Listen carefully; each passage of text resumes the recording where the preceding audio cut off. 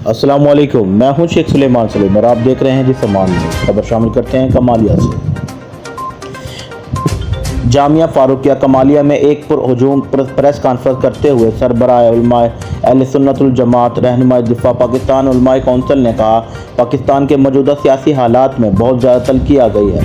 मजबूत पाकिस्तान के लिए तमाम सियासी जमातों का मिल बैठना इंतहाई ज़रूरी है।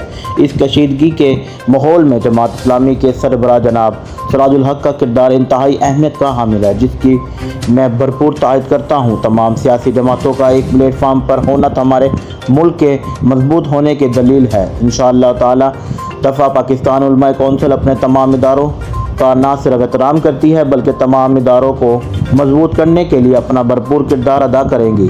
सिटी प्रेस क्लब कमालिया के वफद से मज़ीद बात करते हुए कहा कि आईन पाकिस्तान ने तमाम इदारों की हदूद मुकर्रर की है, लिहाजा तमाम इदारे अपनी अपनी हदूद में रहकर काम करें।